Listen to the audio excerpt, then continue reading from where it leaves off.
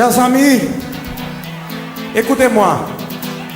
On vient de me dire qu'il y a quelqu'un dans la salle, très connu et très aimé par vous. Bon alors Zach, dis-moi, est-ce que tu t'attendais à ça? Ben, du côté de la porte de Pantin, je pense pas. La porte de Pantin, c'est vrai que ça a l'air, ça ressemble à autre chose. Mais en tout cas, je salue l'initiative de ce gars-là. C'est un gars qui a le courage, et ça, c'est très important de le signaler. C'est avoir le courage de mettre en avant ses propres convictions. Et au moins, son métier, c'est une façon pour lui de se révéler et de montrer qu'il sert à grand chose. C'est de servir déjà l'autre. Et dans le métier de la restauration et de la cuisine, c'est une manière quelque part de faire plaisir à l'autre.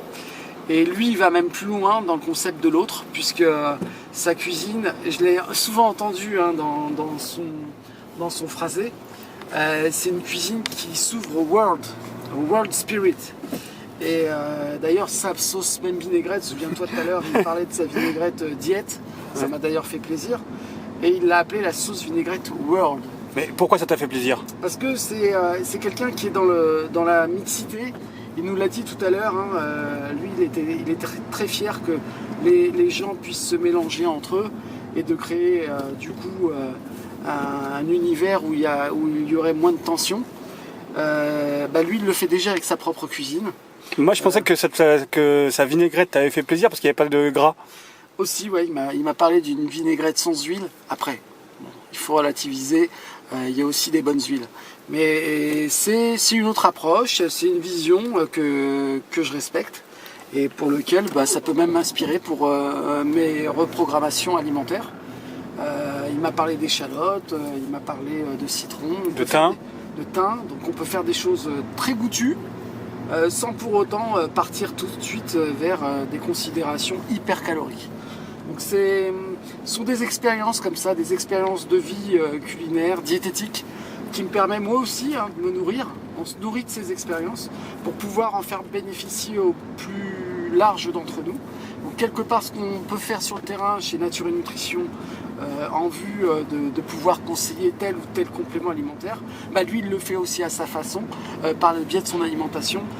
Et voilà, c'est comme ça qu'on arrive un petit peu à changer son quotidien, à évoluer et puis surtout à mieux se connaître. Parce que c'est à travers l'autre qu'on arrive à mieux se connaître. Alors, c'est une belle phrase.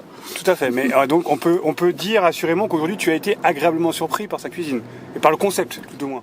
Sa cuisine, comme je te l'ai dit tout à l'heure en micro-trottoir, c'est une cuisine qui est pas du tout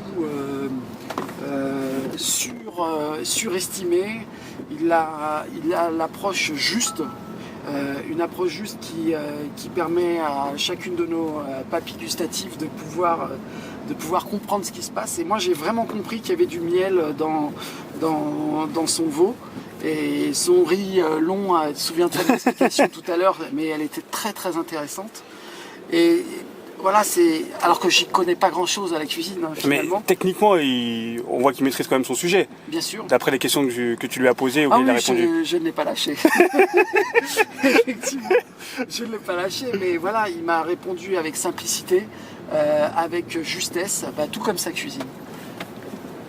C'est cool, donc encore une fois... je recommande. Ouais. Cachou, alors il m'a fait rire parce qu'il avait une sorte de connexion Facebook avec son lien, c'est Cachou le lutin. Le lutin, et comme Cachou est un peu petit, j'ai un peu pris sur moi. Mais il nous a bien fait comprendre que lutin c'était le nom de sa famille, donc c'est un concours de circonstances. Bon, bah c'est cool. Bah, on attend la prochaine invitation pour goûter au beau kit. De toute façon, voilà, c'est des personnes qui sont dans cette dynamique, sont des personnes de toute façon pour lesquelles il faut absolument rentrer dans de la com. Il faut en parler autour de nous. Il faut dire que il y a des gens qui font pas que de l'alimentation ou de l'alimentaire poubelle. Ce gars-là, il met ses tripes sur la table, il propose des choses, il est sur des voyages de saveurs et c'est à faire connaître. Il faut pas qu'il travaille comme ça en catimini. Il a un réseau, et ben faisons en sorte que son réseau grandisse. Et on a aussi une part de responsabilité vis-à-vis des uns et des autres. Moi, je suis désolé, quand je vois un truc qui me plaît, j'en parle et je fais partager. Donc, j'espère que des gens aussi, quand ils viennent me voir chez Nature et Nutrition et qu'on se creuse la tête pour eux, eux aussi partagent leur expérience. Donc, j'ai envie de faire la même chose pour Cachou. C'est la moindre des choses que lui rendre le reflet de son travail. Bon, bah c'est cool. Bah, il faudrait faire aussi la même chose pour notre Caraïbe alors. Ah oui, je les avais oubliés. Je vois ça. Non, mais tu sais très bien ce que je pense de ton initiative. C'est une assoce qui monte de proche en proche. L'objet, tu sais très bien ce que j'en pense. Il est plus que honorable. Et tout ça est fait bien sûr avec sérieux, mais pas non plus de manière coincée. Et c'est aussi une entreprise qui nous permet de nous reconnaître, nous en tant que jeunes. Quoique je ne suis pas si jeune que ça. Mais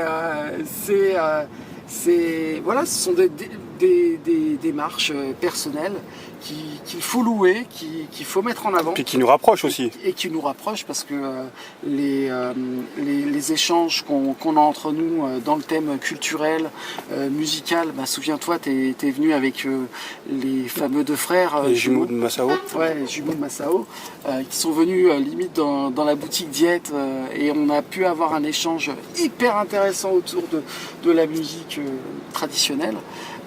Voilà, ce sont des moments pour lesquels il est important quand même de pouvoir s'ouvrir et pas se cantonner dans son cadre de travail. Et voilà, aujourd'hui c'était une expérience encore une fois enrichissante, valorisante et innovante et rempli surtout d'espoir, parce qu'on sent bien que le gars, il est aux prémices de son activité, il voit les choses grands, et puis on le ressent, quoi. On ressent cette énergie, et quelque part cette énergie elle est aussi porteuse pour nous-mêmes. Là, l'énergie elle va être surtout dans le thème de la digestion. Parce que là je t'avouerais que j'ai envie de faire une bonne sieste après ce fameux riz veau au miel, mais c'est une manière quelque part de sortir de son quotidien, et je recommande vivement Cachou. Je suis surpris parce que tu m'as pas parlé des proportions. Est-ce que c'était suffisant, pas assez, trop peu Tu sais, moi qui fais au quotidien de la réadaptation alimentaire, en disant aux gens comment il faut absolument qu'ils s'organisent en courant de la journée en associant tel ou tel type d'aliment avec le ratio des aliments entre eux dans l'assiette, j'ai été surpris parce que quelque part il en a pas fait trop, il en avait pas non plus peu. C'était bien équilibré, et je pense qu'il l'a travaillé de manière instinctive. Ça correspond pour tous les deux. On avait les mêmes proportions l'un et l'autre. Là, t'as pas faim, quoi. Non, j'ai pas faim. Je suis pas non plus rempli à 120%. J'ai mangé de manière juste, pour une cuisine juste. Donc c'est l'équilibre parfait. Bon, rendez-vous pour déguster ces beaux kits. Ah oui. T'y tiens. J'y tiens parce qu'il m'a donné des détails croustillants, parce qu'ils doivent croustiller. Il m'a donné des détails croustillants autour du bouquet.